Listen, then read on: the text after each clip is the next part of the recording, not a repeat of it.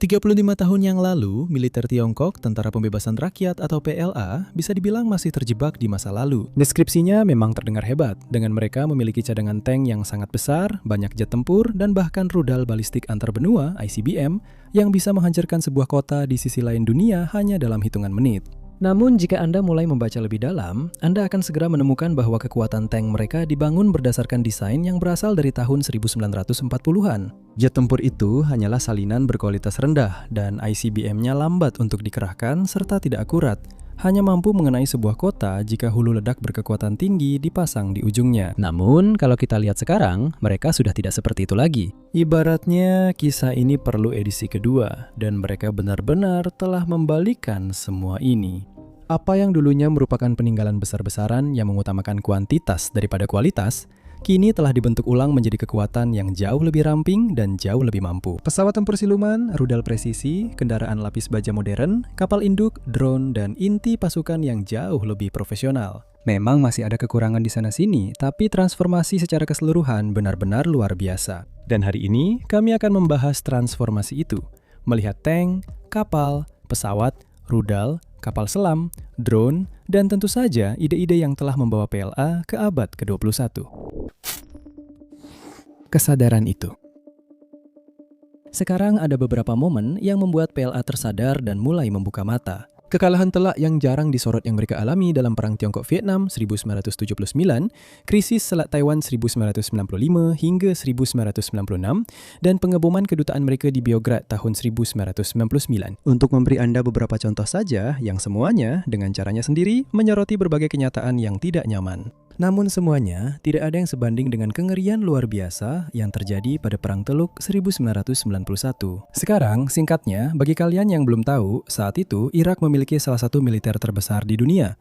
Biasanya disebut sebagai yang keempat atau keenam terbesar. Pasukan mereka juga sangat berpengalaman tempur berkat Perang Iran-Irak dan mereka juga memiliki persediaan besar kendaraan lapis baja serta artileri. Kemudian setelah Irak meninvasi Kuwait pada Agustus 1990, Amerika Serikat dan koalisi lebih dari 30 negara lainnya terlibat dalam membela Kuwait dan benar-benar menghancurkan militer Irak hanya dalam 43 hari. Sedikit demi sedikit, tank demi tank, kemampuan Irak untuk berperang dibongkar secara sistematis. Pertama dari udara ketika pos komando, pertahanan udara, pusat logistik, jembatan, dan konsentrasi kendaraan lapis baja dihantam tanpa henti. Kemudian pasukan darat masuk untuk memberikan pukulan terakhir, dengan serangan darat yang sebenarnya hanya berlangsung sekitar 100 jam. Sebelum formasi besar runtuh, mundur, atau menyerah secara massal. Begitu saja, secepat saat dimulai, perang pun berakhir. Dan alasan mengapa hal ini sangat menakutkan bagi Tiongkok adalah karena ada kesamaan yang mencolok antara militer mereka sendiri dengan militer Irak. Lalu dari situ muncul kesadaran yang jelas bahwa apa yang telah dilakukan terhadap Irak bisa saja dengan mudah dilakukan terhadap mereka juga. Pada saat itu Anda lihat PLA sama seperti tentara Saddam pada dasarnya berantakan. Itu adalah mesin yang berfokus pada kekuatan darat yang dibangun di sekitar lapis baja dan artileri dengan integrasi strategis antar cabang yang sangat terbatas dan pada dasarnya tidak memiliki kemampuan pengawasan waktu nyata, peperangan elektronik, maupun serangan presisi. Mereka bukan sekadar tertinggal dalam doktrin dan teknologi mereka, tapi mereka masih berada di zaman batu. Seperti yang dikatakan oleh pemimpin saat itu, Jiang Zemin, yang berkuasa dari tahun 1989 hingga 2002, kutipannya, fakta-fakta Perang Teluk menunjukkan bahwa dengan teknologi canggih yang diterapkan di bidang militer, presisi serangan senjata meningkat ke tingkat yang belum pernah terjadi sebelumnya. Dan pihak yang memiliki keunggulan teknologi tinggi jelas memegang lebih banyak inisiatif di medan perang. Di dunia saat ini, jika sebuah negara tidak memperkuat kemampuan pertahanannya dan meningkatkan kualitas pasukannya, serta kemampuannya untuk bertempur di bawah kondisi modern, terutama teknologi tinggi, maka, begitu perang pecah, negara tersebut seringkali akan jatuh ke posisi pasif sebagai pihak yang diserang, dan kepentingan nasional, martabat nasional, serta prestise internasionalnya akan mengalami kerusakan besar. Kutipan selesai. Jadi, apa yang sebenarnya dia, dan secara lebih luas, militer yang dia pimpin, lakukan untuk memperbaiki keadaan saat itu? Nah, sebagian besar sebenarnya adalah hal-hal yang justru tidak terlalu glamor. Ya, itu memang sangat penting, maksud saya tidak diragukan lagi, tapi bukan sesuatu yang besar, keren, atau mesin baru. Wah, lihat itu, boom, boom. Itu adalah pekerjaan pada fondasi yang kuat dan stabil yang membuat mesin-mesin canggih menjadi efektif dan bahkan benar-benar bisa digunakan. Misalnya, itu adalah hal-hal seperti doktrin, cara standar militer dalam bertempur, serta ide dan aturan yang disepakati tentang bagaimana mereka merencanakan, melatih, dan mengerahkan pasukannya selama perang. Dan untuk PLA, Reformasi di sana berarti secara perlahan menghapus gagasan warisan era Mao tentang perang rakyat, yaitu perang gerilya seluruh bangsa pada dasarnya, dan menggantinya dengan segudang slogan yang terdengar semakin futuristik. Misalnya, ada istilah perang lokal di bawah kondisi teknologi tinggi yang sering digunakan oleh Jiang Zemin, yang kemudian berubah menjadi perang lokal di bawah kondisi informatisasi. Cukup sulit diucapkan, bukan? Ini berasal dari Hu Jintao dari tahun 2002 hingga 2012, yang kemudian mengambil bentuk saat ini sebagai perang lokal dalam kondisi informatisasi di bawah Xi Jinping, presiden dari 2012 hingga sekarang. Demikian pula dalam konsep operasi gabungan antar matra mereka, yaitu gagasan tingkat tinggi yang menjelaskan bagaimana semua angkatan bersenjata seharusnya bertempur bersama dalam satu kampanye terintegrasi. Di bawah satu rencana, operasi gabungan oleh berbagai matra di bawah kondisi teknologi tinggi berubah menjadi operasi gabungan di bawah kondisi informatisasi, yang pada akhirnya menjadi operasi gabungan terintegrasi. Untungnya, karena informatisasi itu bahkan bukan kata yang sebenarnya, Tiongkok. Anda mungkin bisa melihat gambaran keseluruhan yang sedang kami jelaskan di sini. Mereka telah menerima situasi mereka apa adanya dan secara pragmatis, perlahan-lahan mengambil langkah untuk mengatasinya. Tentu saja, ada langkah-langkah khusus yang diterapkan untuk membantu mewujudkan semua itu. Dengan yang pertama, patut dicatat adalah pedoman strategis militer tahun 1993 untuk periode baru, yang mengubah postur PLA dari kekuatan yang dirancang untuk mempertahankan diri dari invasi darat besar-besaran menjadi kekuatan yang mampu memproyeksikan kekuatan di wilayah sekitar Tiongkok. Cakupan itu kemudian diperluas lagi dengan semakin banyaknya buku putih selama bertahun-tahun. Dengan yang berikutnya yang patut diperhatikan adalah Pertahanan Nasional Tiongkok tahun 2004. Yang mulai menguraikan bagaimana konsep informatisasi sialan yang sangat mereka gandrungi itu sebenarnya akan mulai terwujud, yang bisa disimpulkan sebagai lebih sedikit personel dengan perlengkapan yang lebih canggih, terutama perlengkapan komunikasi yang lebih canggih. Maju cepat ke tahun 2015 dan strategi militer Tiongkok mulai secara khusus condong ke Angkatan Laut Tentara Pembebasan Rakyat atau PLAN dan Angkatan Udara Tentara Pembebasan Rakyat atau PLAF. Mereka secara eksplisit menyerukan agar PLAN beralih dari postur pertahanan perairan lepas pantai yang sempit menjadi kombinasi antara pertahanan perairan lepas pantai dan perlindungan di laut lepas. Dan untuk PLAAF beralih dari pertahanan udara teritorial menuju kekuatan yang dapat melakukan serangan maupun pertahanan dalam operasi ruang udara terintegrasi. Pada tahun 2019,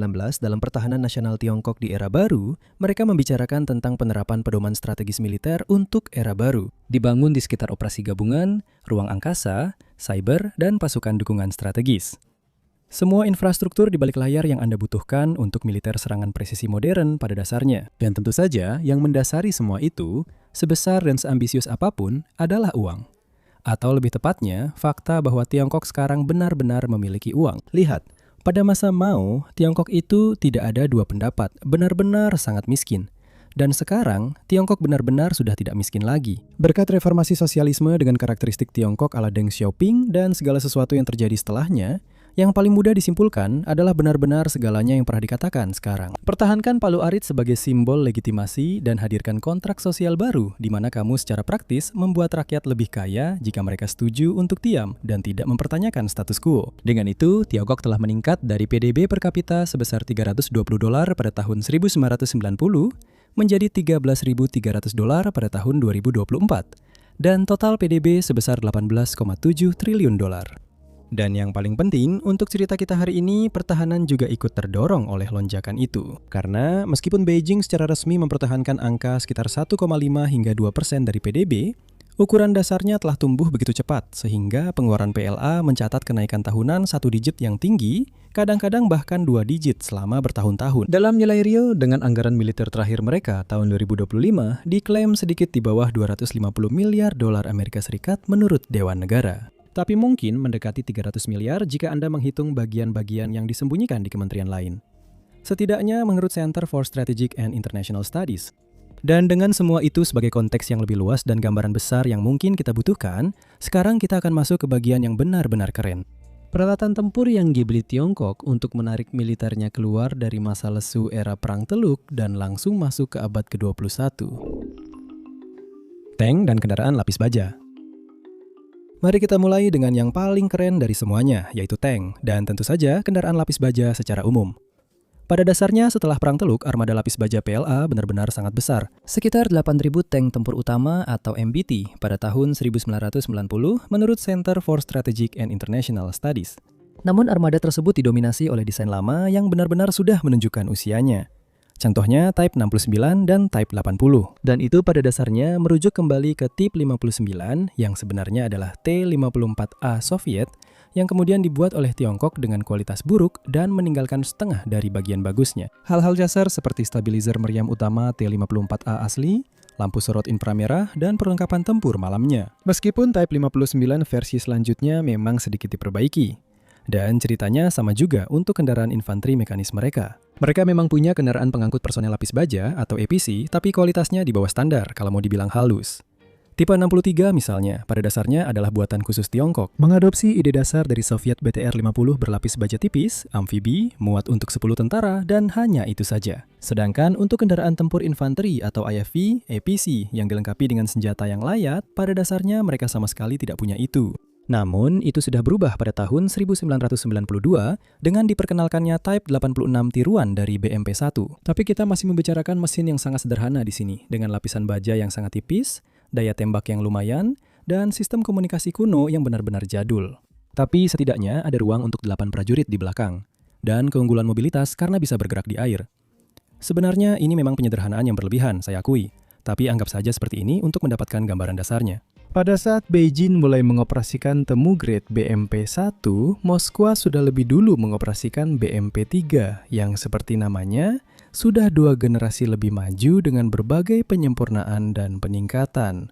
Namun sekarang, meskipun beberapa sistem lama itu masih bertahan di pinggiran sambil menunggu penggantinya. Seperti Type 88, evolusi lain dari Type 59 yang berlatih di Sanjiang pada tahun 2021. Kualitas kendaraan lapis baja mereka sekarang secara keseluruhan telah meningkat secara signifikan. Contoh utamanya adalah Type 99 MBT modern pertama Tiongkok yang sesungguhnya.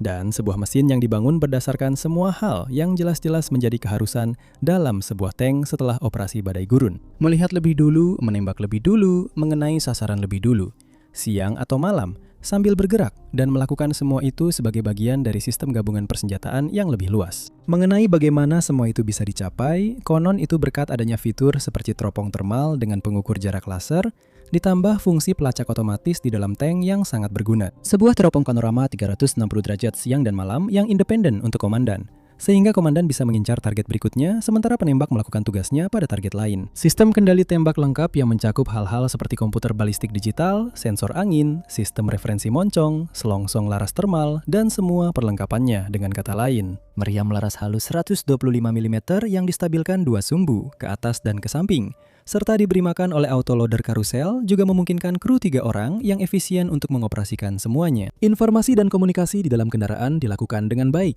Dilengkapi dengan perangkat radio lengkap, sistem identifikasi kawan dan lawan IFF, serta pemrosesan informasi di dalam kendaraan. Perlengkapan penunjang kelangsungan hidup seperti perangkat penangkal elektrooptik, penerima peringatan laser, dan peluncur asap klasik juga tersedia. Dan meskipun ada pertanyaan yang sangat valid tentang seberapa baik semua ini sebenarnya, seperti apakah autoloader karusel itu akan membuat kubahnya terlempar ke udara? Seperti yang terjadi pada tank Rusia, masih menjadi pertanyaan besar seberapa bagus Type 99 ini, bukan apakah tank ini bagus atau tidak. Kita sudah cukup tahu tentang tank ini untuk menyimpulkan dengan jelas bahwa ini bukan sekedar barang jelek yang dipoles hanya demi tampil di depan kamera. Sebenarnya, jika memang ada masalah mencolok pada tank ini, itu terletak pada ketersediaannya.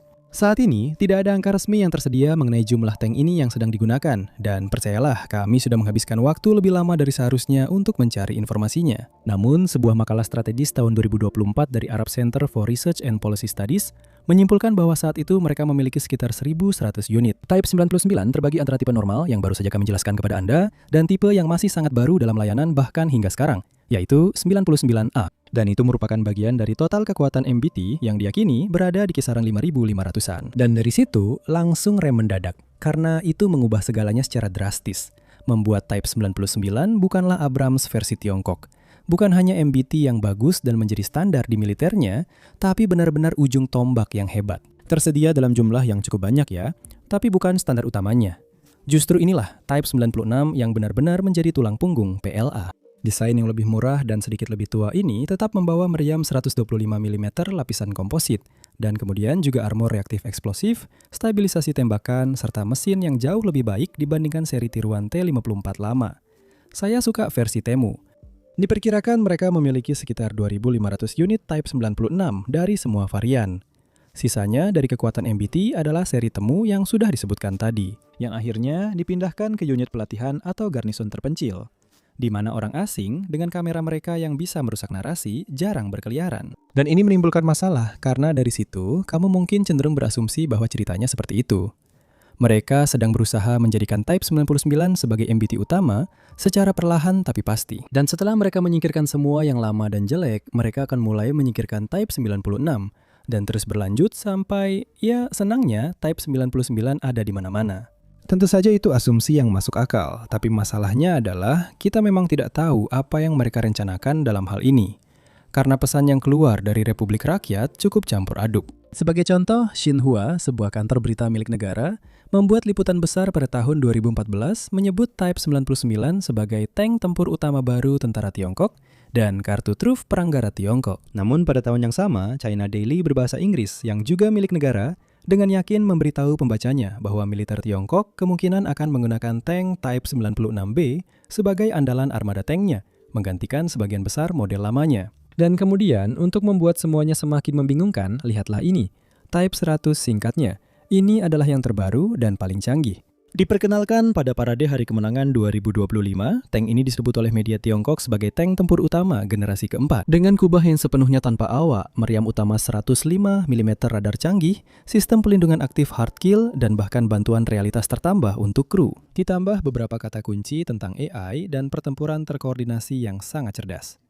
Karena ini tahun 2026, kenapa tidak? Tulisan-tulisan barat tentang parade tersebut dan analisis selanjutnya semuanya menyimpulkan gambaran dasar yang sama. Kru 3 orang duduk rendah di dalam lambung, stasiun senjata jarak jauh, dan sensor yang ditumpuk di kubah, serta penggerak hybrid diesel listrik yang bisa menggerakkan tank secara senyap dalam mode listrik penuh, mengurangi kebisingan dan tanda inframerah. Kita secara jujur tidak tahu berapa banyak yang mereka miliki maupun berapa banyak yang mereka inginkan. Beijing belum memberitahu kita dan bahkan belum setahun sejak ini diperkenalkan pada saat penulisan. Jadi kita agak kekurangan bukti yang lebih luas untuk berspekulasi. Tapi begitulah, itulah situasi MBT Tiongkok secara singkat, bukan?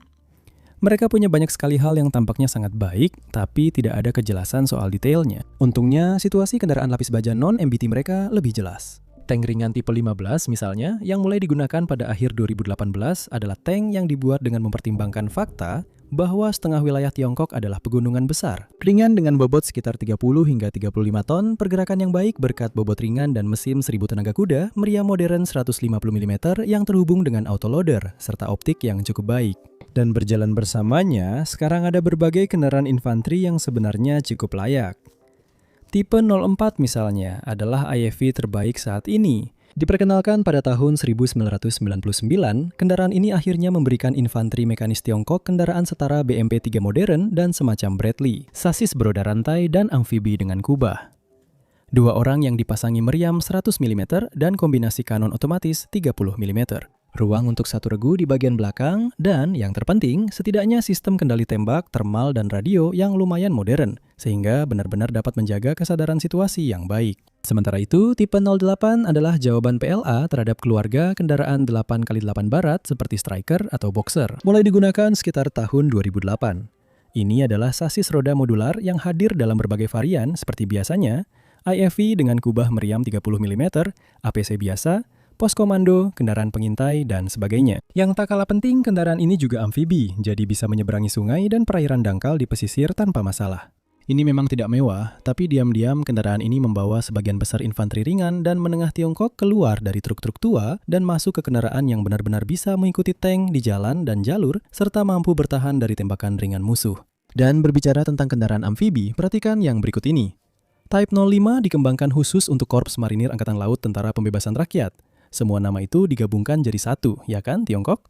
Ini adalah satu keluarga kendaraan serbu amfibi cepat yang dibangun di atas lambung yang sama, dengan varian IFV yang dilengkapi kubah meriam 30 mm dan meriam serbu dengan meriam 105 mm dengan hentakan balik rendah di atasnya sebagai contoh yang paling menarik. Keduanya dirancang untuk melaju cepat di atas air terbuka dengan kecepatan yang cukup tinggi, sekitar 20-an kilometer per jam saat digeber sebelum mematikan jet, naik ke pantai, dan melaju ke daratan. Dengan kata lain, jika perlengkapan lama pada dasarnya hanyalah EPC mengapung, Type 05 memberikan sesuatu kepada marinir yang benar-benar bisa mengikuti, benar-benar bisa tetap berkomunikasi dengan yang lain, dan benar-benar bisa memberikan daya gempur yang layak di garis pantai, alih-alih hanya menjadi pemberat dengan senapan mesin.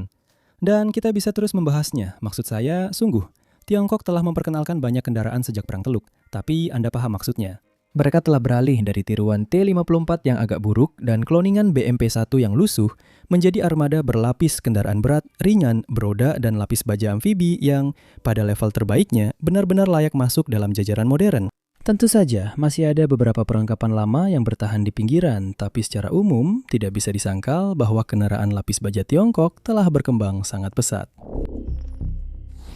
Pesawat PLA-F mungkin adalah cabang yang paling ketakutan oleh Perang Teluk karena memang tak bisa dimungkiri. Meskipun mereka bukan kekuatan simbolis atau hanya sekedar di atas kertas, kemampuan mereka saat itu benar-benar mengerikan menurut standar zaman itu. Pada dasarnya, perpecahan Sino-Soviet tahun 1960-an, di mana Moskow berselisih dengan Beijing mengenai detail-detail bagaimana komunisme seharusnya dijalankan, hampir sepenuhnya mematikan kemajuan dirgantara Tiongkok karena bantuan teknologi langsung terhenti setelah itu. Akibatnya, selama 30 tahun sebelum Perang Teluk, mereka sebagian besar hanya berusaha memperbaiki dan meningkatkan apa yang telah ditinggalkan oleh tetangga utara mereka. Sebagai contoh, pesawat Soviet MiG-21 menjadi J-7 yang kemudian dikembangkan secara lokal menjadi J-71, J-72, dan J-7H, di antara varian lainnya.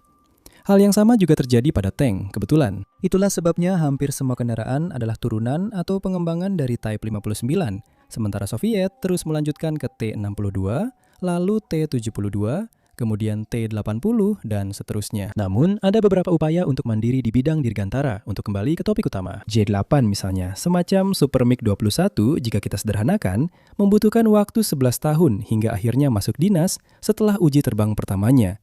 Dan varian awalnya masih belum memiliki radar lookdown atau kemampuan segala cuaca yang memadai. Sebagai gantinya, spesifikasi teknologinya adalah Mach 2 senjata, rudal inframerah dasar, radar yang hanya bisa melihat searah dengan arah hidung pesawat, dan hanya itu saja. Tentu saja mereka terus menyempurnakannya, tetapi bahkan J-8A varian teratas saat Perang Teluk masih belum memiliki radar lookdown dan elektroniknya sangat tidak dapat diandalkan. Lalu ada proyek-proyek canggih yang berupaya melampaui batas kemampuan pada masa itu yang benar-benar gagal total.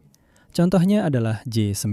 Pengembangannya dimulai pada tahun 1964 dan dimaksudkan untuk menjadi pesawat pencegat, standar global baru yang mampu menembus Mach 2,5, naik hingga 23.000 meter dalam waktu kurang dari 2 menit, serta dilengkapi radar dan rudal tercanggih dari berbagai jenis. Dan tidak ada hasil apa-apa dari proyek itu, karena programnya dihentikan pada tahun 1980. Sialnya, mereka bahkan tidak bisa membuat pesawat penumpang sipil modern yang layak tanpa semuanya berantakan. Dengan upaya utama mereka, Y-10 hanya dibuat 3 unit prototip sebelum proyeknya dihentikan pada tahun 1984, karena akan lebih murah jika membeli dari luar negeri, dan produk luar negeri juga lebih baik. Dan semua itu belum membahas kemampuan yang lebih luas yang memang tidak mereka miliki, misalnya AWACS. Mereka memasang radar besar di atas Tu-4 tiruan B-29 hasil rekayasa balik tanpa izin yang dibuat oleh Soviet, memasang beberapa mesin turboprop, dan selesai. Hanya satu prototip yang diberi nama KJ-1. Kemudian pengembangannya dibatalkan ketika ditemukan masalah getaran yang tidak bisa diperbaiki. Begitu juga pertempuran udara di luar jangkauan visual pada dasarnya adalah sesuatu yang tidak bisa mereka lakukan. Mereka memang tidak punya misilnya. Sama seperti mereka juga tidak memiliki kemampuan serangan presisi yang memungkinkan militer Sudan dihancurkan dengan begitu cepat atau kemampuan serangan strategis. Namun sekarang tidak ada lagi keraguan soal itu. Mereka adalah pemimpin dunia dan memiliki apa yang kemungkinan besar merupakan angkatan udara terbaik kedua di dunia setelah Amerika Serikat. Mulai dari pesawat andalan J-20, pesawat tempur siluman segala cuaca bermesin ganda dengan panjang sekitar 20 meter yang resmi mulai beroperasi pada tahun 2017. Dan sekarang tampaknya sudah ada lebih dari 300 unit jika perkiraan barat akurat. Di balik bodinya juga, pesawat ini punya semua hal yang akan membuat para insinyur Tiongkok era 1991 sangat bersemangat. Radar array elektronik aktif berukuran besar di hidung pesawat, sensor pelacak inframerah, dan sensor pasif lainnya yang tersebar di seluruh badan pesawat, serta kokpit kaca modern yang mengintegrasikan semuanya. Ruang senjata di tengah juga bisa membawa setidaknya 4 rudal PL-15 yang dilaporkan memiliki jangkauan 200 km. Dan sayapnya bisa diisi lebih banyak lagi jika mereka tidak keberatan mengorbankan profil silumannya. Bukan seperti MiG-21 yang hanya dibungkus mewah, bukan? Dan memang, bahkan jet tempur modern Tiongkok yang lebih biasa pun jauh lebih unggul dibandingkan apapun yang mereka operasikan di awal tahun 90-an. J-10 misalnya adalah pesawat bermesin tunggal multirole dengan radar AESA sendiri, bidikan yang dipasang di helm, rudal PL-15 dan kokpit digital sepenuhnya. Pada dasarnya ini adalah kuda beban serbaguna yang bisa melakukan segalanya dan pergi kemana saja. Sementara J-16 2 kursi adalah pesawat tempur serang besar dengan jangkauan jauh yang dapat membawa banyak bom berpemandu presisi dan rudal anti kapal di bawah sayapnya, dipandu oleh sensor modern dan tautan data. Pesawat ini juga sudah menggunakan kokpit kaca yang modern, bukan lagi kokpit analog aneh seperti yang digunakan oleh pesawat-pesawat terdahulunya dulu. Oh, dan kita tidak boleh lupa dengan pembom strategis, pesawat-pesawat besar, di mana saat ini Tiongkok adalah salah satu dari hanya 3 negara di dunia yang memilikinya. 2 lainnya adalah Rusia dan Amerika Serikat. Sekilas, ini memang terlihat seperti Tiongkok belum banyak membuat kemajuan, karena pembom strategis andalan mereka, H-6, pertama kali mulai beroperasi pada tahun 1969 sebagai versi lisensi dari Tu-16 Soviet yang pertama kali terbang pada tahun 1952. Tapi begini, semua pembom strategis utama yang masih terbang saat ini memiliki desain inti yang sudah sangat tua. Misalnya, B-52 Amerika Serikat juga pertama kali terbang pada tahun 1952. Begitu juga dengan Tu-95 Rusia. Dan keduanya telah mengalami banyak redesign dan rekonstruksi, baik dari dalam maupun luar, untuk menjadi platform peluncuran rudal jelajah berteknologi tinggi yang dibutuhkan oleh pemboman strategis modern. Memang begitu. Dan H-6 juga tidak berbeda dengan varian terbarunya H-6TON, yang sangat berbeda dari versi aslinya. Mesin turbojet WPA lama telah digantikan oleh turbofan D30KP2 buatan Rusia atau salinan lokalnya WS-18 yang memberikan jangkauan dan efisiensi bahan bakar yang jauh lebih baik. Ruang bomnya justru sudah dihilangkan, digantikan dengan tangki bahan bakar yang lebih besar dan ruang tambahan. Untuk satu rudal balistik besar seperti JL-1 yang mampu membawa nuklir, yang diselipkan di bawah garis badan pesawat, dilengkapi dengan pylon di bawah sayap, yang juga dapat membawa rudal seperti rudal jelajah CJ-20, dan rudal hipersonik YJ-21 Avionics juga sepenuhnya diperbarui. Jadi, ya, ini memang desain lama. Tapi sebagai contoh bahwa Tiongkok tertinggal, itu tidak benar. Mereka juga sedang mengembangkan pembom siluman sungguhan dan B-2 yang sedang dikembangkan, kemampuan yang saat ini hanya dimiliki oleh Amerika Serikat. Tapi seperti yang sudah saya jelaskan panjang lebar di video terbaru, kita sudah tahu semua tentang H-20 seperti yang dijuluki. Pesawat itu akan segera hadir. Itu akan menjadi pembom siluman sejati, dan pada dasarnya itu saja yang kita tahu. Dan semua kemampuan yang dulu tidak dimiliki Tiongkok saat Perang Teluk, ya sekarang mereka sudah punya juga. Contohnya AWACS. Dulu mereka bahkan tidak bisa mengoperasikan satupun KJ-1 tua yang rayot. Sekarang mereka sudah punya berbagai pesawat penyintai udara. Pengendali teater berbasis IL-76 besar di KJ-2000, KJ-200, dan KJ-500 bermesin turboprop yang lebih kecil untuk menutup celah dan menjaga wilayah pesisir. Dan sekarang bahkan ada KJ-600 yang bisa dioperasikan di kapal induk. Semuanya merupakan platform yang cukup baik menurut informasi yang benar-benar kita miliki. Lalu ada juga angkutan udara strategis, sesuatu yang sekarang bisa benar-benar dilakukan Tiongkok berkat Y-20 pesawat angkut buatan dalam negeri pertama mereka, yang mirip dengan C-17. Pesawat ini bisa mengangkut sekitar 60 ton perlengkapan dan hingga 1 unit Type 99 MBT atau sepasang Type 15 melintasi jarak antar benua, dengan perkiraan bahwa Tiongkok memiliki sekitar 100 unit pesawat tersebut. Ini adalah kemampuan nyata untuk mengirim brigade pasukan dan kendaraan lapis baja ke seluruh Asia melalui udara. Bukan lagi hanya mengandalkan beberapa IL-76 bekas yang bisa dibeli dari Uni Soviet, lalu Ukraina dan Rusia. Kita sudah membahas tentang pertempuran di luar jangkauan visual hanya dengan menyebutkan bahwa PL-15 sekarang sudah ada saat membahas J-20. Tetapi kemampuan mereka dalam hal ini jauh melampaui sekedar memiliki satu rudal yang bagus. Sebaliknya, yang benar-benar penting adalah seluruh rantai sistem yang mendukungnya. Radar AESA modern di hidung J-10C, J-16, dan J-20 yang setidaknya di atas kertas, benar-benar bisa melihat hingga ratusan kilometer yang sama dengan jangkauan PL-15. Tautan data taktis yang memungkinkan pesawat tempur saling berbagi informasi secara diam-diam satu sama lain, dan dengan pos komando di darat, serta pesawat peringatan dini di udara yang baru saja kita bahas, yang memberikan gambaran jauh lebih besar dari jarak ratusan kilometer. Tambahkan komputer misi dan perangkat lunak yang memadai untuk mengatur, merapikan, dan memprioritaskan semua data penting itu. Dan tiba-tiba, seorang pilot PLAF tidak hanya mengarahkan radar hidungnya sendiri ke sebuah titik dan berharap. Dia hanyalah salah satu unsur penyerang dalam rantai serang besar yang dapat menyerahkan target dan terus memberikan pembaruan panduan ke rudal yang sudah diluncurkan. Dan itu benar-benar sebuah transformasi besar, bukan? Dari kekuatan udara yang dulu hampir tidak punya taring cukup tajam untuk mencegah invasi besar-besaran, menjadi apa yang kami yakini sebagai angkatan udara terbaik kedua di dunia. Amerika Serikat memang lebih unggul, tentu saja, karena kemampuan dan jumlah mereka memang berada di liga yang berbeda. Bahkan, mereka punya liga sendiri. Tapi siapa lagi yang mendekati Tiongkok dan apa yang bisa mereka lakukan sekarang? Tidak ada. Itu jawabannya. Rudal. Dan sekarang, kemampuan yang telah Tiongkok tingkatkan sampai ke tingkat yang sangat luar biasa, sehingga ada kemungkinan besar mereka adalah yang terbaik dalam hal ini, pokoknya. Dan tentu saja, itu adalah rudal. Judul bagian ini sudah membocorkannya, bukan? Dan kita benar-benar harus menekankan kata absurd saat menggambarkan sejauh mana mereka telah berkembang. Karena pada masa Perang Teluk dulu, Korps Artileri Kedua, cikal bakal pasukan roket Tentara Pembebasan Rakyat modern, pada dasarnya masih merupakan kekuatan penangkal nuklir. Pasukan ini hanya memiliki persediaan kecil sistem besar yang lambat digunakan, dan pada dasarnya tidak memiliki apapun dalam hal serangan presisi modern. Sebagian besar, hal ini disebabkan oleh hampir tidak adanya infrastruktur pendukung.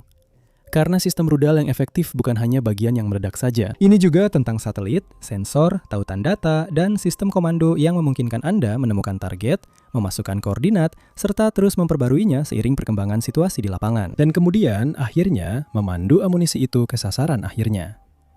Namun sekarang, mereka bahkan memiliki semuanya lebih dari cukup. Sebagai contoh, Beidou, alternatif GPS yang dikembangkan secara lokal, pertama kali diaktifkan secara regional pada tahun 2000 dan kemudian secara global pada tahun 2020, memungkinkan Tiongkok menavigasi dan memandu senjata dengan sinyal SatNav miliknya sendiri, bukan bergantung pada jaringan yang dikendalikan Amerika Serikat. Satelit radar Galvan 3 yang sekarang mengorbit dalam konstelasi kecil Lansa di sekitar bumi pada orbit sinkron matahari setinggi 755 km sangat cocok untuk menemukan dan melacak kapal sehingga rudal jarak jauh benar-benar memiliki target yang tepat untuk dibidik.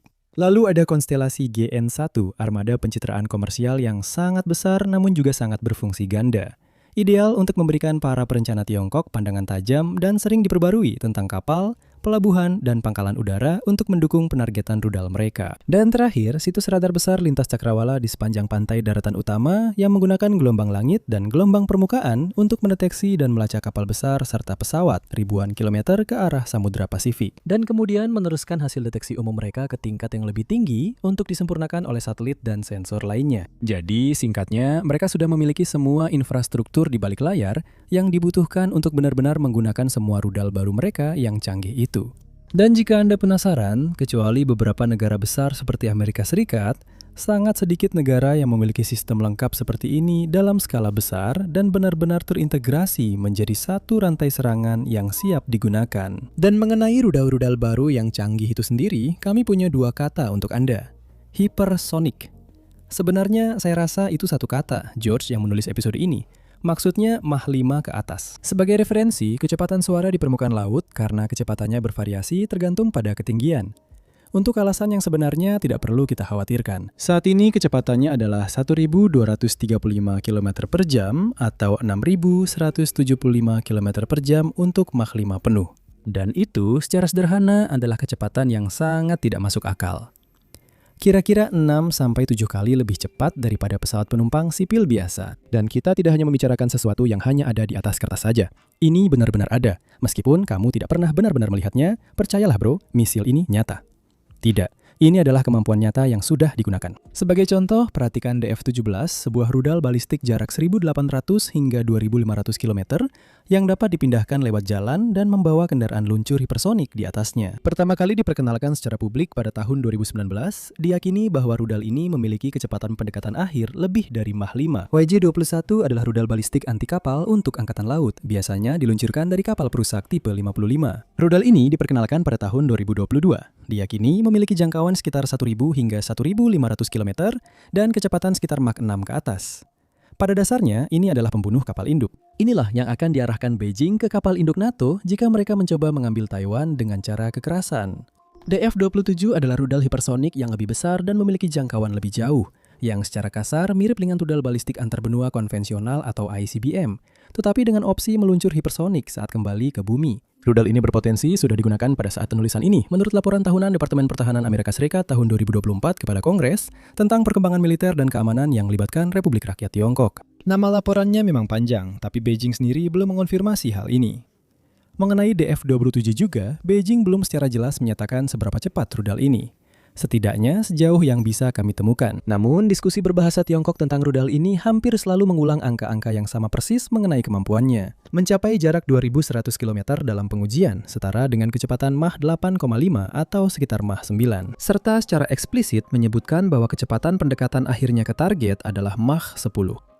Sebagai perbandingan, pertimbangkan upaya yang dilakukan oleh orang Amerika. Senjata respon cepat yang diluncurkan dari udara, AGM-183A, milik Angkatan Udara, mulai dikembangkan pada tahun 2018. Dan senjata ini seharusnya sudah bisa dioperasikan pada tahun 2022. Senjata itu dihentikan pada tahun 2025 dan kemudian kabarnya kembali dikembangkan sesuai anggaran tahun 2026. Lalu ada Dark Eagle milik Angkatan Darat, yang peluncur dan perlengkapan pendukungnya sudah berada di beberapa unit sejak tahun 2023. Tapi uji terbang menyeluruh pertamanya yang berhasil baru terjadi pada Desember 2024. Dan sebenarnya, penempatan yang sudah lama dijanjikan pun belum juga terjadi. Bahkan, Rusia pada dasarnya adalah satu-satunya negara lain yang mendekati kemampuan Tiongkok dengan senjata seperti Kinzhal dan Avangard. Tapi itu lebih seperti pajangan yang hanya tersedia dalam jumlah sedikit, bukan jajaran sistem pengiriman amunisi hipersonik yang luas dan terintegrasi dengan baik. Dan meskipun kita sudah banyak membahas tentang hipersonik sejauh ini, jangan berpikir bahwa itu satu-satunya jenis rudal yang telah Tiongkok tingkatkan sejak Perang Teluk. Pertimbangkan juga ICBM mereka. Pada saat itu, kekuatan mereka pada dasarnya hanya segelintir DF-5 dengan varian DF-5A saat itu menjadi yang paling canggih. Dan meskipun DF-5A mungkin memiliki jangkauan hingga 13.000 km, cukup untuk mencapai seluruh daratan Amerika Serikat dan daya ledak hulu ledak hingga 5 megaton atau 333 kali daya ledak bom Little Boy yang dijatuhkan di Hiroshima. Sebagai perbandingan, sebenarnya itu tidak terlalu hebat. Pertama-tama, rudal ini masih menggunakan bahan bakar cair, padahal ICBM berbahan bakar padat sudah menjadi standar sejak tahun 1960-an, sejak kemunculan rudal Minuteman Amerika dan RT-2 Soviet. Karena pada dasarnya, rudal berbahan bakar padat bisa dibiarkan siap diluncurkan kapan saja. Jadi ketika Perang Dunia III terjadi, yang perlu Anda lakukan hanyalah mengeluarkannya, mengarahkannya ke langit, memasukkan data target, dan menekan tombol merah besar untuk mengakhiri dunia. Sebaliknya, ICBM berbahan bakar cair tidak bisa dibiarkan terisi bahan bakar, sehingga keterlambatan dalam menyiapkannya bisa menciptakan celah besar dalam kemampuan serangan balasan suatu negara, karena nuklir bisa saja sudah mendarat di silo Anda, atau saat Anda masih berusaha mengisi bahan bakar ke rudal Anda sendiri. Tapi itu hanya salah satu masalah dengan DF-5A, karena rudal ini juga memiliki akurasi yang benar-benar buruk yang tercermin dari nilai CEP, istilah militer untuk seberapa jauh rudal itu bisa meleset dari titik di peta yang menjadi sasarannya, diyakini berada di kisaran 500 hingga 3.500 meter. Dan itu kebetulan adalah alasan mengapa rudal ini memiliki hulu ledak yang sangat besar untuk menutupi akurasinya yang buruk. Meskipun begitu, Tiongkok justru diuntungkan. DF-5 masih bertahan sebagai DF-5 Manase, masih menggunakan bahan bakar cair, tapi dengan jangkauan yang ditingkatkan hingga 20.000 km. Dan cukup akurat, sehingga hulu ledak besarnya yang tunggal bisa diganti dengan sistem Multiple Independent Reentry Vehicle atau MERV yang menumpuk beberapa hulu ledak kecil yang semuanya bisa diarahkan secara independen. Kini hadir ICBM baru seperti DF-31 dan DF-41. Dan bukan hanya yang besar saja yang mengalami peningkatan drastis. Misil balistik konvensional misalnya juga telah ditingkatkan.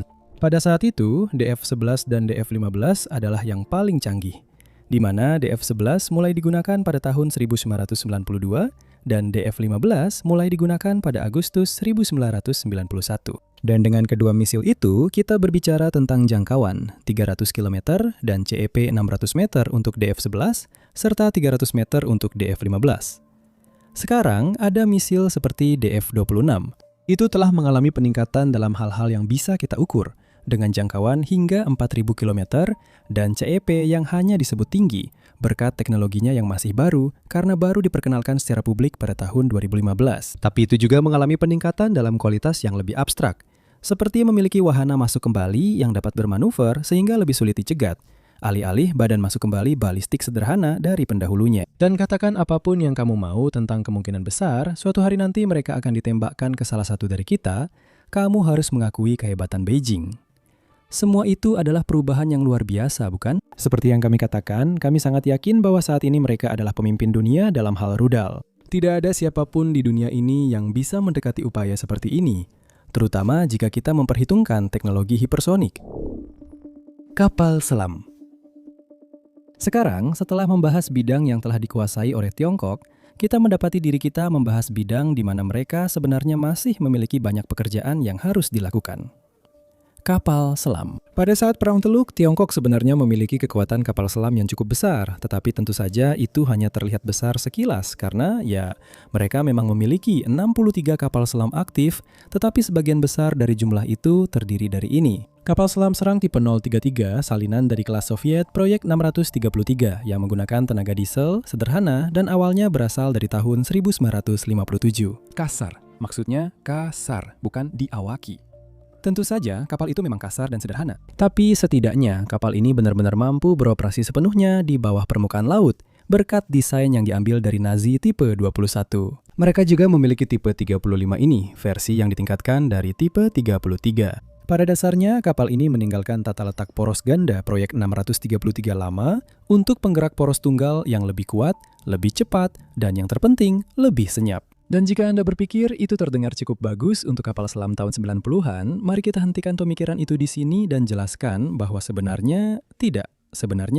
Orang Amerika misalnya menggunakan kapal selam kelas Los Angeles ini sebagai kapal selam serang andalan mereka pada masa itu. Sebuah kapal pemburu bertenaga nuklir yang mampu menyelam dalam dengan kecepatan lebih dari 30 knot, dilengkapi sonar tunda, peredaman suara yang serius, dan kemampuan untuk meluncurkan rudal harpun ke sasaran laut dan Tomahawk ke sasaran darat masing-masing. Soviet atau Rusia, tergantung tahun 90-an mana yang Anda lihat, juga memiliki ini, yaitu kapal selam kelas Proyek 971. Besar, cepat, bertenaga nuklir, dilengkapi sonar canggih, baling-baling berdesain canggih, dan persenjataan torpedo serta rudal anti kapal yang benar-benar mematikan. Nah, Beijing memang memiliki kapal selam nuklir dalam subkelas serang, yaitu setara dalam peran dengan Los Angeles dan 971 misalnya. Mereka memiliki ini, Type 91 kelas yang terdiri dari 5 unit yang pertama kali dioperasikan pada tahun 1974.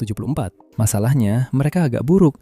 Berisik, rentan terhadap getaran, sonar dan perlengkapan senjata yang sederhana, serta reaktor yang begini saja. Ketika salah satu anggota tim kami di sini mendapat kesempatan untuk melihat-lihat, salah satunya di Museum Angkatan Laut Qingdao, mereka memilih untuk berhati-hati dan dengan sopan menolak. Mereka juga memiliki kapal selam rudal balistik ketika Perang Teluk pecah, yang bisa meluncurkan nuklir penghancur kota. Tapi ketika kami menyebut kapal selam rudal balistik, kami tidak merujuk pada satu kelas saja. Tidak, maksud kami satu unit yang beroperasi, yaitu Changjiang 6.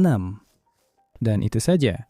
Dan sekali lagi, meskipun bisa membawa rudal nuklir penghancur kota, kapal itu sebenarnya juga agak payah. Berisik bukan main, dipenuhi berbagai masalah teknis, dan hampir tidak pernah dipercaya untuk berlayar jauh dari pelabuhan. Rudal JL-1 jarak pendek miliknya juga pada dasarnya memaksanya untuk berpatroli di perairan pesisir. Kalau tidak, satu-satunya hal yang akan dia hancurkan dengan nuklir hanyalah beberapa ikan. Bandingkan itu dengan upaya kapal selam rudal balistik milik Amerika dan siapapun yang bertanggung jawab di Moskow pada minggu itu. Dengan yang pertama berlayar bersama seluruh skuadron kelas Ohio, masing-masing membawa 2 lusin rudal MIRV dengan jangkauan sekitar 7 hingga 8.000 km. Dan yang terakhir, mengoperasikan Delta dan Typhoon, yang pada dasarnya memiliki kekuatan yang sama. Dan Anda mengerti maksudnya. Sekali lagi, bukan upaya komedi dari Beijing pada masa Perang Teluk, tapi juga bukan upaya yang mutakhir atau terdepan di dunia. Yang disebut kekuatan besar itu saat itu hanyalah armada pesisir yang sedikit di atas rata-rata, yang tidak bisa, dalam arti yang sebenarnya, memproyeksikan kekuatan secara internasional. Dan sekarang, sebenarnya seperti yang kami katakan di awal bab ini, mereka masih punya jalan panjang jika kita jujur. Tapi mereka tetap jauh lebih maju dibandingkan dulu. Tipe 33 misalnya, sudah tidak ada. Dengan satu-satunya yang tersisa hanyalah kapal museum. Namun, tipe 35 masih tetap digunakan sebagai pelengkap jumlah, sementara Beijing mengerjakan desain yang lebih canggih dan mutakhir. Namun, mereka telah mengalami peningkatan besar-besaran setidaknya untuk mencoba agar tetap kompetitif. Tipe 35J misalnya, mengganti sistem kendali tembaknya dengan yang modern, sehingga bisa menembakkan torpedo anti kapal selam berpemandu kawat yang sebenarnya, bukan hanya torpedo kuno yang menembak lurus berdasarkan perhitungan manual. Dan kemudian 35B membawanya lebih jauh lagi dengan menambahkan rudal jelajah anti kapal dan serangan darat yang diluncurkan dari tabung ke dalam arsenalnya. Jadi tipe 35 memang masih sangat mirip kapal selam tahun 1950-an. Tapi anggap saja seperti mobil klasik yang sudah dimodifikasi ulang. Secara objektif memang tidak sebaik sesuatu yang dibuat kemarin, tapi cukup baik setidaknya untuk tidak membuat rambutmu rontok karena stres. Dan berbicara soal rambut rontok, Tiongkok juga benar-benar meningkatkan kemampuan kapal selam nuklirnya. Pertimbangkan misalnya kapal selam serang tipe 93 yang merupakan wujud impian dari tipe 91 lama. Kapal pemburu nuklir sejati berkecepatan 30 knot dengan sonar lambung, sonar samping, dan sonar larik tunda. Jauh lebih senyap, kekuatan serangan yang jauh lebih baik berkat torpedo berat modern dan rudal jelajah jarak jauh seperti keluarga WJ-18, dan pada varian selanjutnya bahkan dilengkapi dengan sel peluncur vertikal. Lalu ada kapal selam rudal balistik tipe 94. Segala sesuatu yang tidak dimiliki Changzheng 6, seperti jangkauan yang lebih jauh, lebih senyap, meskipun analis barat masih percaya kapal ini lebih berisik dibandingkan kapal selam modern Amerika atau Rusia. Dan alih-alih menggunakan Nakadao JL1, mereka membawa 12 JL2 pada kapal generasi awal dan JL3 pada kapal yang lebih baru. JL2, kalau Anda penasaran, umumnya dinilai mampu membawa satu hulu ledak besar atau beberapa hulu ledak kecil. Gaya MERV dan JL3 secara luas diduga menawarkan kemampuan yang sama, hanya saja dalam paket yang lebih canggih. Tapi itu semua masih sebatas dugaan, karena mengejutkannya, apakah Anda percaya kalau konfigurasi persisnya bukan sesuatu yang Beijing putuskan untuk dijelaskan kepada kita? Sayang sekali ya, kita tahu. Dan yang juga mengintai di Cakrawala adalah kapal selam serang nuklir generasi berikutnya milik mereka, tipe 95. Detailnya masih samar, tapi arah pengembangannya sudah jelas. Amerika memiliki kelas Virginia sebagai kapal selam serang andalan mereka. Hening, berjangkauan jauh, dipenuhi sensor dan rudal jelajah. Dan tipe 95 akan menjadi versi Virginia dengan karakteristik Tiongkok, lambung yang lebih besar untuk menyembunyikan lebih banyak perlengkapan dan menjaga agar tetap senyap, serta deretan sel peluncur vertikal yang lebih banyak. Namun, seperti yang kami katakan, meskipun ini jelas merupakan peningkatan besar dibandingkan dengan apa yang mereka miliki saat Perang Teluk, masih ada beberapa pekerjaan yang harus dilakukan di sini. Sebenarnya, kapal selam mungkin adalah bagian dari PLA yang paling membutuhkan perhatian. Lalu ada masalah tipe-tipe 39A, B, dan C, serangkaian kelas kapal selam diesel yang benar-benar baru. Mereka bagus menurut standar kapal selam diesel dengan propulsi independen udara, peredaman suara yang cukup baik, dan daya tahan bawah air yang cukup baik. Tapi mereka tetap saja hanya kapal selam diesel. Dan seperti yang kita katakan, berkat Amerika Serikat yang menaikkan standar, kapal selam diesel sudah bukan lagi andalan kekuatan laut kapal selam kelas atas. Selain itu, pertimbangkan juga jumlahnya secara kasar. Tergantung pada sumber dan tahun pasti yang dihitung, data sumber terbuka biasanya menempatkan Tiongkok di angka sekitar 60 untuk total kapal selam, termasuk sekitar 6 Type 94, dan jumlah kapal selam serang nuklir yang hanya satu digit dengan sisanya adalah kapal selam diesel. Dan meskipun itu tidak buruk sama sekali, Inggris hanya punya 9 kapal selam. India punya 18, tidak ada dua pendapat soal itu. Itu tidak sebanding dengan apa yang dimiliki Amerika Serikat dan Rusia, di mana Amerika Serikat memiliki 67 kapal selam yang semuanya bertenaga nuklir, dan Rusia berada di kisaran 50 hingga 60 kapal selam dengan proporsi yang jauh lebih besar menggunakan reaktor dibandingkan armada Tiongkok. Jadi singkatnya, Tiongkok jelas telah membuat banyak kemajuan di bawah laut, tetapi mereka bukan pemimpin global di bidang ini, dan memang tidak ada dua pendapat soal itu. Mereka tidak memiliki cukup kapal selam, dan dari yang mereka miliki, tidak cukup banyak yang bertenaga nuklir. Namun demikian, arah perkembangannya jelas sudah menuju ke arah yang benar. Yang dibutuhkan hanyalah satu batch kapal selam kelas 95 dan menyelesaikan kelas 94 sebagai satu kelas berjumlah 8 unit seperti yang diklaim ingin dilakukan oleh Beijing. Dan kita akan sampai pada kesimpulan yang sangat berbeda. Drone. Drone masih sangat baru pada masa Perang Teluk secara umum, tetapi mereka tetap memainkan peran mereka. RQ-2 misalnya, sebuah UAV pengintai kecil yang diluncurkan dengan ketapel, dikembangkan bersama oleh Amerika dan Israel saat diluncurkan. Diluncurkan dari kapal perang seperti Missouri dan Wisconsin untuk mengarahkan peluru 16 inci ke posisi pantai Irak, dan bahkan terkenal berhasil membuat seluruh garnison Irak di Pulau Falachar menyerah hanya dengan melayang di atas mereka. Ini adalah pertama kalinya dalam sejarah tentara diyakini menyerah langsung kepada drone, dan itu sangat mewakili teknologi drone global pada saat itu. Bagus untuk pengamatan ya. Dan hanya itu saja, namun Tiongkok bahkan belum sampai di tahap itu. Mereka hanya punya 2 drone yang patut dicatat saat itu. Ini, WZ-5 adalah drone pengintai bertenaga jet hasil rekayasa balik dari AQ M34 Amerika. Beijing menembak jatuh beberapa di antaranya pada tahun 60-an, yang perlu dicatat tidak memberikan umpan data langsung atau merespons perintah langsung seperti RQ-2 drone ini, terbang di jalur yang sudah ditentukan, mendarat lalu diambil kembali. Dan ini, CK-1 awalnya adalah Soviet La-17 yang sebagian besar komponennya sudah mereka dapatkan sebelum persahabatan dengan Moskow dibatalkan. Lalu mereka menyelesaikannya sendiri. Seperti WZ-5 drone ini menggunakan tenaga jet. Tetapi sebagian besar digunakan sebagai drone target dengan sedikit pengujian ledakan nuklir juga. Namun sekarang keadaannya sangat berbeda. Karena Tiongkok tidak hanya telah menyamai Amerika, dari sudut pandang tertentu, mereka bahkan mungkin telah mengungguli mereka. Izinkan saya menjelaskan. Secara garis besar, drone modern PLA terbagi menjadi 3 kelompok. Ada drone pengintai dan pengawasan yang berfungsi untuk melihat, drone tempur yang digunakan untuk menyerang, dan drone inovatif yang mampu melakukan lebih banyak hal dengan berbagai cara.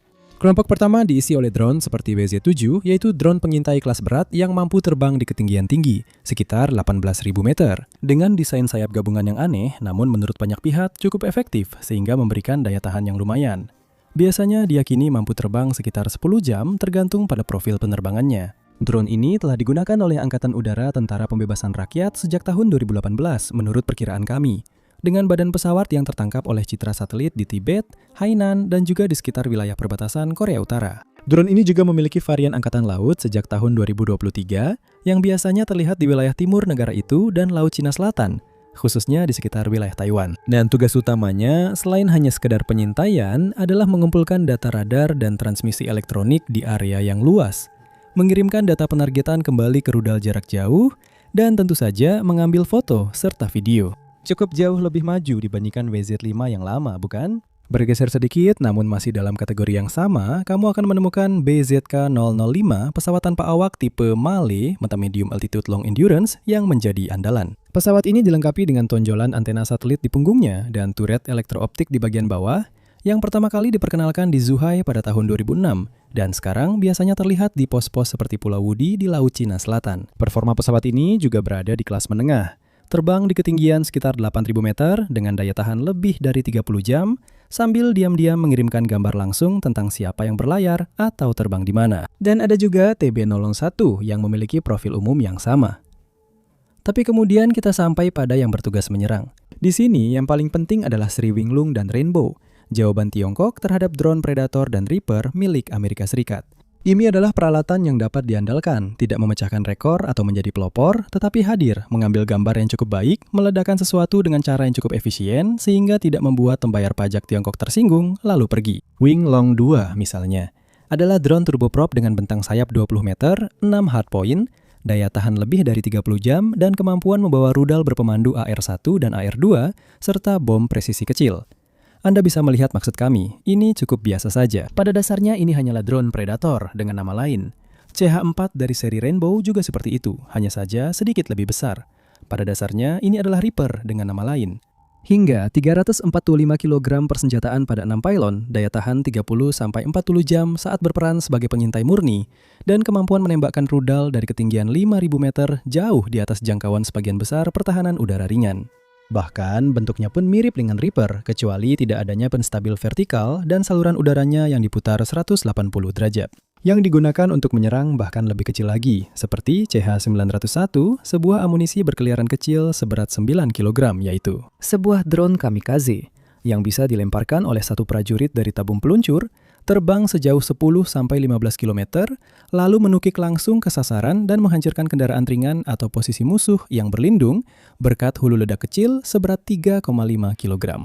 Kedengarannya memang tidak terlalu besar, kami tahu, tapi berikut ini sedikit gambaran untuk memberikan perspektif. Granat M67 buatan Amerika memiliki 180 gram bahan peledak, sedangkan CH-901 memiliki 20 kali lipatnya dan bisa diterbangkan langsung ke arah Anda. Jadi tiba-tiba tidak terdengar lemah lagi, bukan?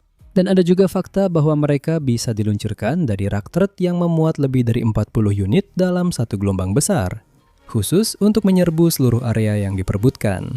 Yang mana itu cukup menakutkan kalau kita jujur. Dan akhirnya kita sampai pada hal-hal yang menarik. Pada hal-hal ala Jerry Anderson, para pelopor, drone-drone yang mendorong batas maksimal dari apa yang bisa dicapai oleh kendaraan udara tak berawak. Pertimbangkan pilihan pribadi kami untuk yang paling gila, GJ-11, sebuah sayap terbang siluman dengan ruang senjata internal yang dipenuhi persenjataan, Pertama kali terbang pada tahun 2013 dan sekarang secara resmi digambarkan oleh pemerintah Tiongkok sebagai sudah sepenuhnya beroperasi. Tentu saja, drone ini bisa menyerang target di darat dan mengambil gambar mereka kemungkinan besar tanpa terdeteksi radar. Dan untuk memperjelas, kami bilang kemungkinan besar karena Tiongkok sendiri belum pernah merilis bukti konkret untuk membuktikan kemampuan silumannya. Namun, dan disinilah letak keunikannya, diklaim bahwa drone ini tidak hanya bisa menyerang target di udara. Cukup gila mengingat Amerika baru saja mulai menguji coba peluru kendali pada Reaper mereka untuk pertahanan diri dan serangan udara ke udara terbatas. Tapi drone ini juga bisa berperan sebagai apa yang disebut Tiongkok sebagai pendamping setia, yaitu seekor anjing serang semi-otonom yang terbang di depan pesawat tempur berawak biasanya ditampilkan berpasangan dengan J-20 versi 2 kursi dalam CGI yang disetujui negara. Menyerap serangan misil, mengacaukan radar, membawa sensor tambahan, dan bahkan menembakkan senjatanya sendiri ke target yang telah ditandai oleh pilot di pesawat induk. Ini benar-benar hal yang luar biasa. Dan terakhir, ada WZ-8 yang tercepat. Dikabarkan mampu mencapai Mach 3 bertenaga roket dan tampaknya bisa mencapai ketinggian 50.000 meter atau setengah jalan menuju luar angkasa. Itu sekitar 5 kali lipat ketinggian pesawat yang biasanya membawa Anda berlibur, omong-omong. Dipercaya telah mulai beroperasi sejak tahun 2019. Kami pikir ini adalah platform pengintaian murni, karena secara menakjubkan, apakah Anda percaya, Beijing belum memutuskan untuk memberitahu kita secara lengkap tentang detailnya. Sebagai tambahan juga, begitu seriusnya Tiongkok terhadap drone sampai mereka meluncurkan kapal ini pada Desember 2024, yaitu Sichuan. Beijing menyebutnya kapal serbu amfibi yang memang benar adanya. Namun, sebutan itu melewatkan satu bagian penting dan bahkan revolusioner dari desainnya. Faktanya, dia adalah kapal induk drone pertama di dunia yang benar-benar dirancang seperti itu sejak awal pembuatannya.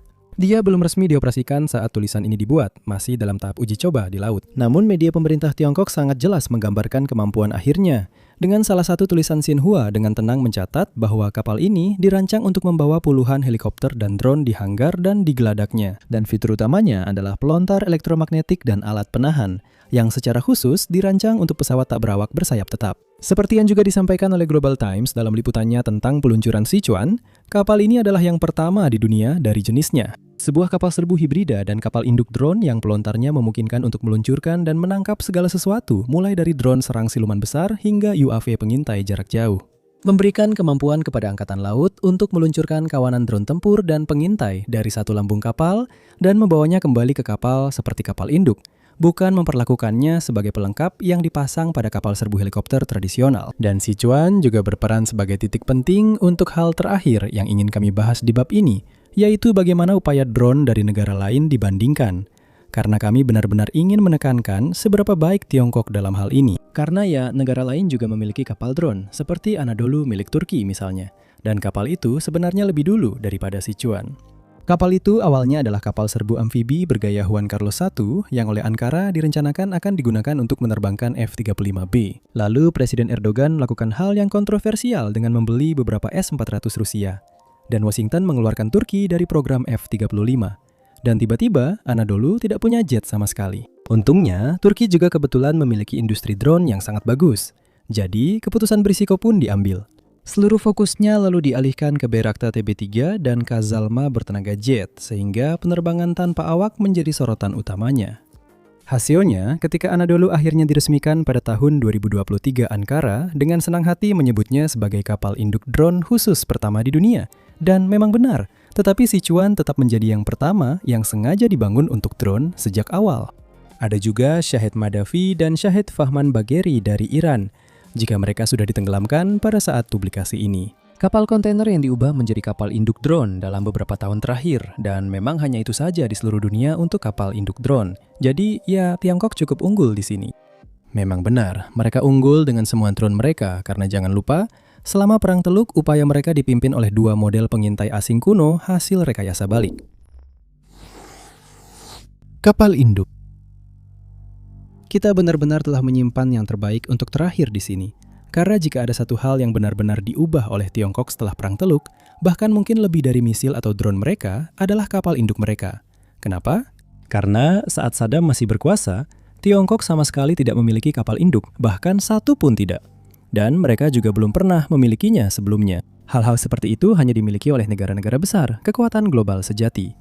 Dan Tiongkok, seperti yang telah kita lihat di banyak bagian sebelumnya, memang belum menjadi anggota klub itu pada waktu itu. Namun itu sudah lama menjadi ambisi mereka. Jadi mereka sebenarnya sudah memiliki sesuatu sebagai modal. HMAS Melbourne, sebuah kapal induk Australia yang diresmikan pada tahun 1955, yang mereka beli pada tahun 1985 hanya untuk membongkarnya tentu saja. Bukan untuk hal-hal macam-macam, seperti misalnya membongkar semua sistemnya yang paling penting dan kompleks seperti katapel uap, lalu merekayasa ulang untuk mempelajari semua rahasianya sendiri. Tentu saja bukan itu hanya untuk besi tua. Dan itulah setelah Perang Teluk ketika mereka mulai benar-benar serius dalam memodernisasi militer. Mereka sudah mulai sedikit mencelupkan kaki ke dunia kapal induk. Tentu saja masih sangat jauh dari benar-benar memiliki kapal induk untuk dioperasikan. Bagaimanapun juga, kapal induk adalah mesin yang sangat rumit, tapi itu adalah langkah awal yang jelas tidak merugikan. Selanjutnya, mereka mulai mengakuisisi lebih banyak kapal induk tua yang sudah rusak, kali ini dengan memanfaatkan fakta bahwa Uni Soviet telah runtuh, sehingga ada orang-orang yang pada dasarnya memberikan kapal induk secara cuma-cuma, asalkan kamu, sekali lagi, berjanji untuk membongkarnya dan tidak melakukan hal-hal nakal dengannya.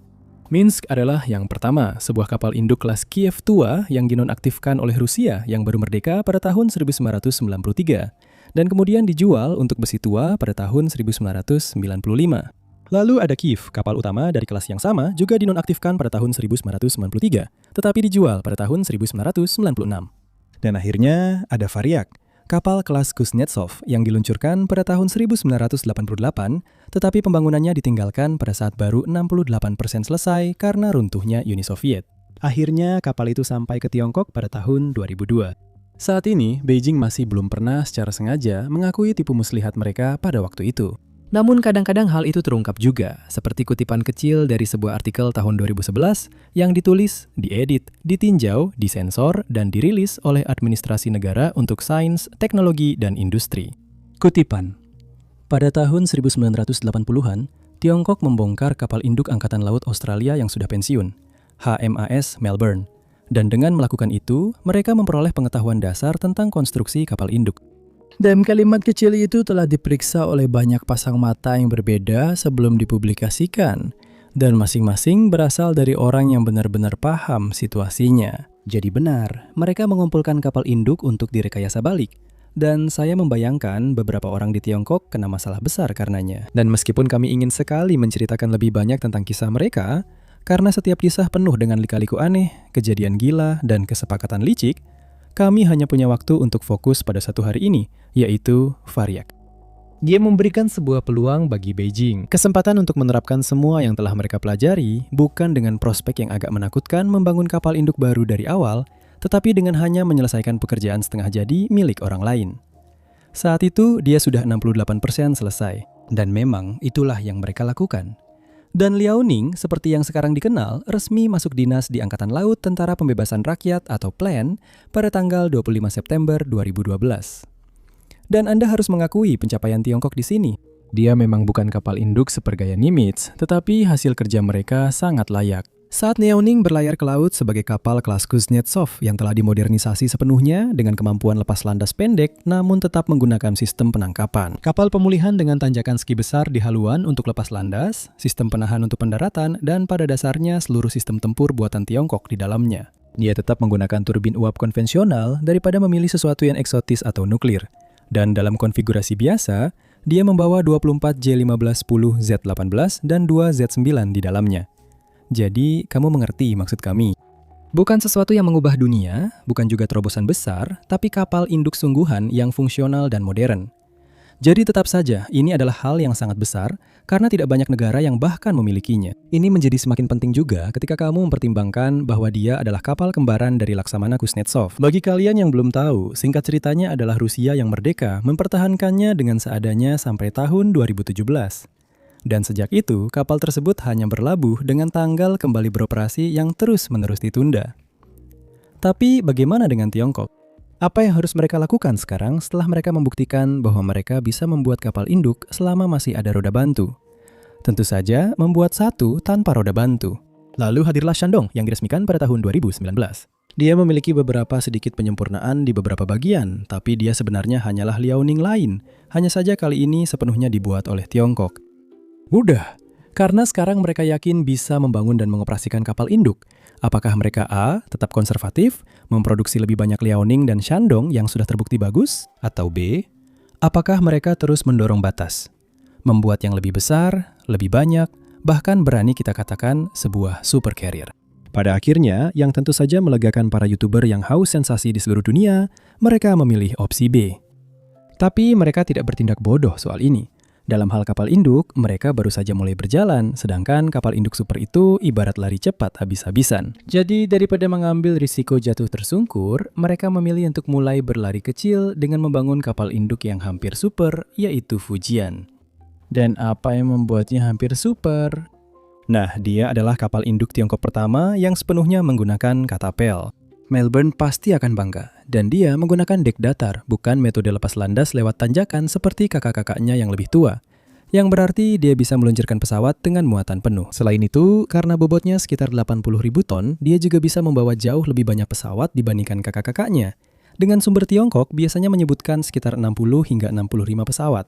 Yang juga penting, semua kecuali 10 diantaranya adalah pesawat sayap tetap, bukan komposisi sekitar 2 dari tiap 3 berupa pesawat sayap tetap. Sisanya helikopter seperti yang bisa dimuat oleh Liaoning dan juga Shandong. Adapun hal yang tidak terlalu istimewa dari Fujian, pada dasarnya hanya satu hal saja yang sering disorot orang. Dia tidak bertenaga nuklir.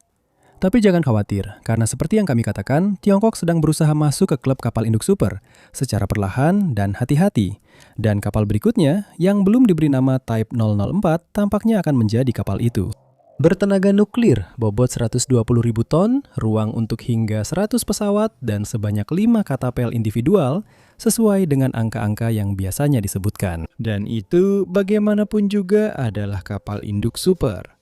Pendapat terbagi tentang apa yang akan terjadi selanjutnya, meskipun sebagian besar percaya bahwa dengan Tiongkok yang pada dasarnya telah mencapai puncak dari apa yang mungkin dilakukan dengan kapal induk, satu kelas yang terdiri dari 6 Type 004 sedang dalam perjalanan.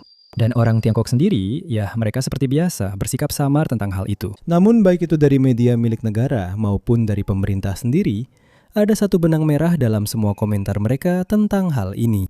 Mereka tidak akan puas hanya dengan 4 kapal induk.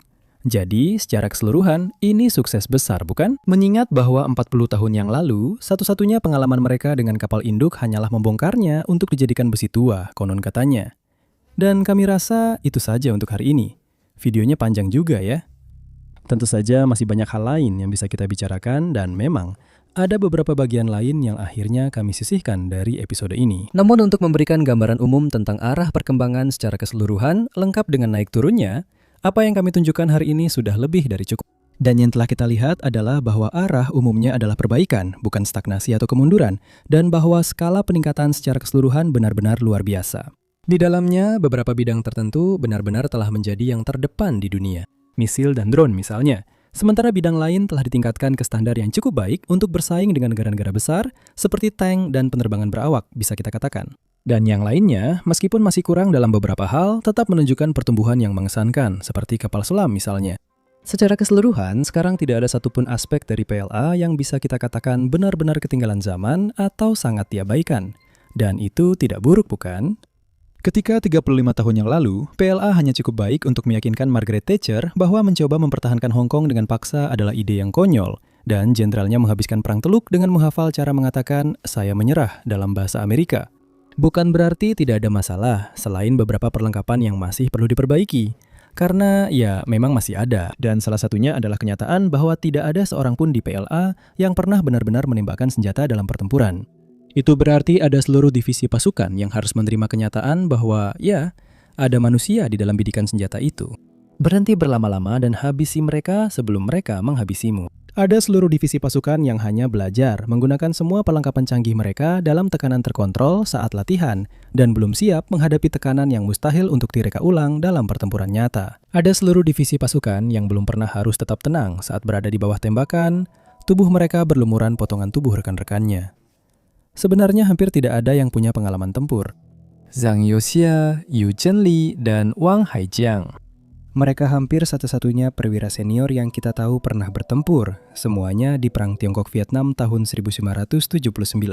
Di tingkat yang lebih rendah, ada sekelompok kecil perwira dan bintara dari bentrokan perbatasan tahun 2020 dengan India, beberapa veteran penjaga perdamaian yang pernah menggunakan senjata mereka, dan itu saja. Dan kemudian ada masalah yang lebih membosankan, tapi sama seriusnya. Kita bicara tentang korupsi yang tidak pernah benar-benar hilang, tidak peduli berapa banyak pejabat tinggi yang digiring dengan borgol di TV.